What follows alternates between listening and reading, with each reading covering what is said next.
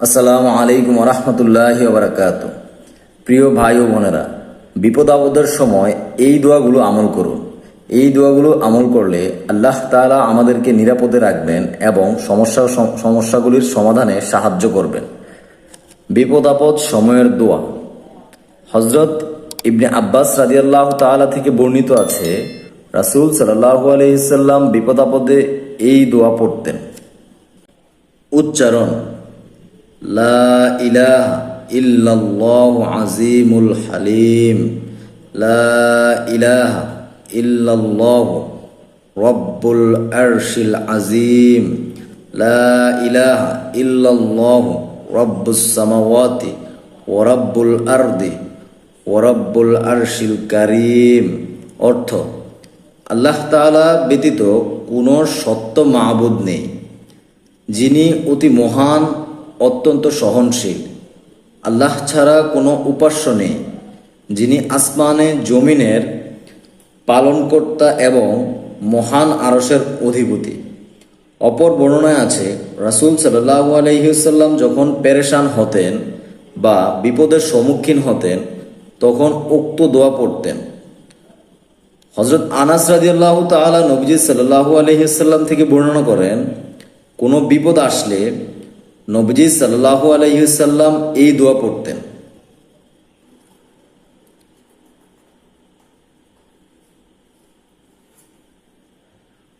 উচ্চারণ: ইয়া হাইয়্যু ইয়া কাইয়্যুম বিরাহমাতিকা আস্তাগিজ।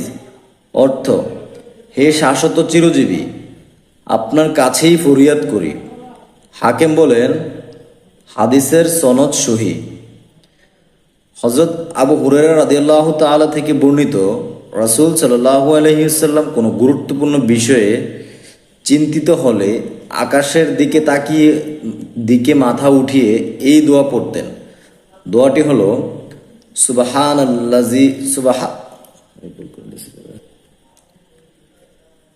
সুবহানাল্লাহিল আযীম। অর্থ: মহান আল্লাহ পাকের পবিত্রতা ঘোষণা করছি।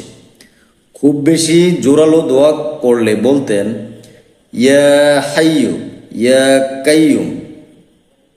অর্থ: হে চিরঞ্জীব, হে সকল কাজের নিয়ন্ত্রক, আপনারই আশ্রয় চাই।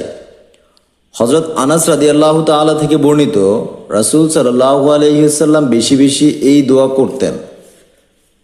উচ্চারণ: রব্বানা আতিনা ফিদ দুনিয়া হাসানাতান ওয়া ফিল আখিরাতি হাসানাতান ওয়া কিনা আযাবান নার।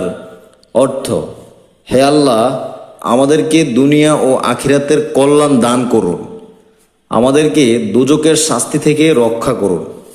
সহিহ মুসলিমের বর্ণনায় এতটুকু বেশি আছে যে, আনাস রাদিয়াল্লাহু তাআলা দোয়া করতে চাইলে এই দোয়াটি করতেন, অন্য কোনো দোয়া করলেও এটি সঙ্গে করতেন।